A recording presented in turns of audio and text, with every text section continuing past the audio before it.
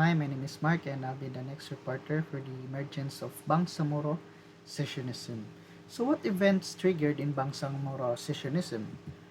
Well, it started when President Diosdado Macapagal raised his diplomatic protest in 1962. His reasoning was since Sulu Sultanate is now part of the Philippines, all of its territory should be part of the Philippines as well.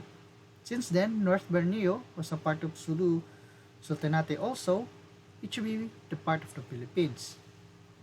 But the diplomatic protest of Macapagal did not bear any tangible fruits or it was not successful. In fact, North Borneo was ultimate turnover to Malaysia. It was turnover given to Malaysia in 1963 after the United Nations missions said that the sizable majority of North Borneo's population favored joining with the Malaysian Federation. Thus, when Ferdinand Marcos became president, he said that he he was he was said to be adopted a more radical approach. Thus, he created an organization composed of elite military force whose mission is to infiltrate and attack Sabah. Oddly, these recruits were composed of elite military force were from mainly Sulu and Tawi-Tawi.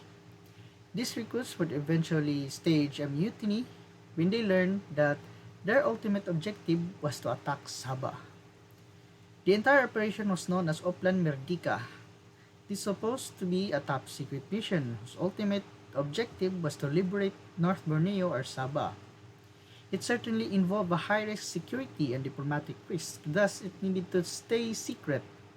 But when the Moro trainees mutinied knowing that the real mission, they were illegally, the real mission of the late soldiers, military force, they were allegedly ordered to be massacred.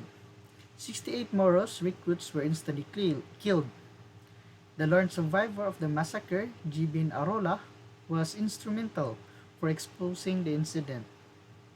Arola survived by pretending to be dead then escaped by swimming from the Corregidor Island to Cavite. This incident would be known as Jabida Massacre. So what are the reactions and consequences did it generate? When the stories of Oplan Merdeka and Java Massacre spread, Malaysia was not the only one who reacted vehemently. In fact, the Moros were furious also about the incident. In fact, it was the Jabida massacre that prompted Dato Ugtong Matalam, former governor of the undivided Cotabato province, to organize the Muslim Independence Movement called MIM in 1968. In its manifesto, the MMN declared among others, that is, a recognized principle underlying the Charter of United Nations, a declaration of human rights to all peoples consisting the minority in a given state possesses the right to self-determination. 2. The Islamic World Congress has affirmed that above principles, particularly the right of Muslims who are in the minority in non-Muslim states to self-determination. And 3. The systematic extermination of the Muslim youth like Corregidor fiasco and the policy of isolation and dispersal of the Muslim communities have been pursued vigorously by the government to the deterrent of the Muslims, and that the Islam is being a communal religion, ideology, and a way of life must have a definite territory for the exercise of its tenets, etchings, and observance for its laws. With the emergence of the MIM, made many Christian settlers in Cotabato feel insecure. This is especially true after they heard the rumors about the young Moros undergoing guerrilla warfare training in Malaysia. As a response, the Christian created a vigilante group called Ilaga, supposedly to protect their communities from the Moro attacks. And the Moro communities also did organize their vigilante group called the Barracudas. And it is also known that they were known as the black shirts because of their black uniforms. The problem with the Ilaga Barracuda is that the seldom they meet.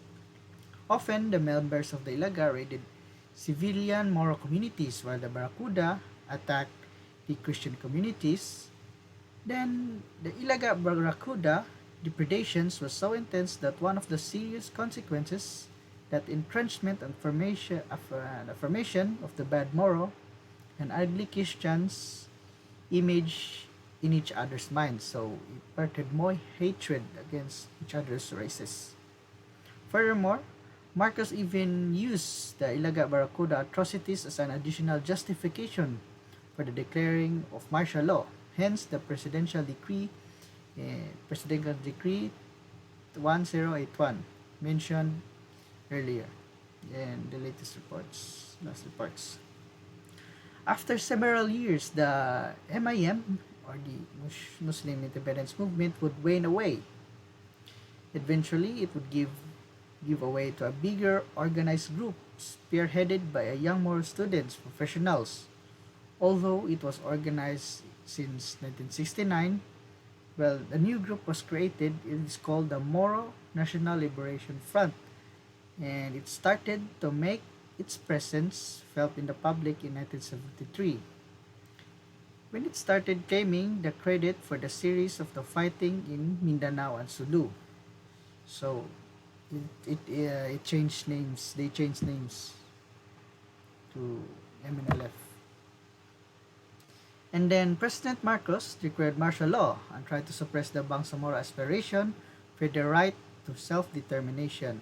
It attempted to fight fire with fire, but the revolutionary zeal was so intense so the Marcos eventually opened up negotiations with the MNLF in 1975 through the mediation of the Organization of Islamic Conference. The government and the MNLF signed the Tripoli Agreement in 1976, which stipulated, among the others, to establish the autonomous region in 13 provinces and 9 cities of Mindanao. The Tripoli Agreement, however, did not base to Mindanao, as the government unilaterally implemented the agreement's points, so it failed. The MNLF went back to guerrilla warfare, and that explains why the government was practically at war until 1996.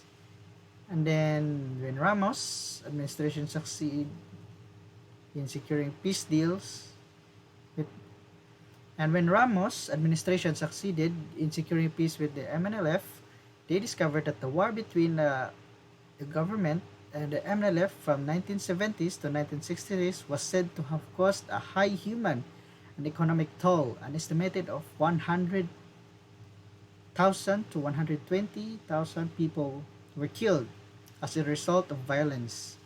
With the MNLF accounting for half of those killed, there were 30% combatants, 30% of the government soldiers were killed, 20% of the civilians. Even if we take the lower limit of this figure, 20% of the 20,000 civilians killed in a huge number for collateral damage. Furthermore, the government expenditure for the war against MNLF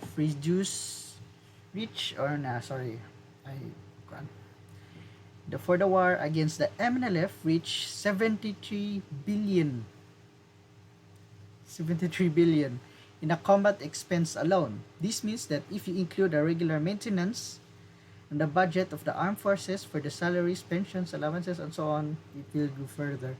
And not to mention, there are some called for the collateral damage, such as the livelihood, the infrastructures, and also it destroys the relationship among people. Destroys their trust. And that's not it. Note that we're only talking the war between the government and the MNLF. Let us remember that there is also another group called the Moro Islamic Liberation Front, or the MILF, which was the splinter group of the MNLF.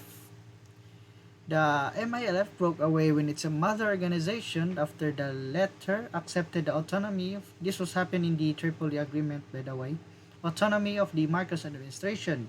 It must mention that the original demand for independence was set up by the independent Bangsamoro Republic.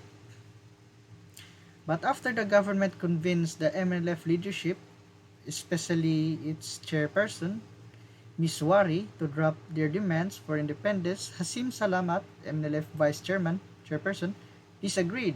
He thought that the genuine autonomy under the present setup is not realistic. The both parties also disagreed the terms of the coverage of territory. Thus, Hasim Salamat broke away with Nur Miswari and then organized the group called the Moro Liberation Front, or the MLLF, in 1997, a year after Nur Missouri and the Philippine government signed the 1976 Tripoli Agreement.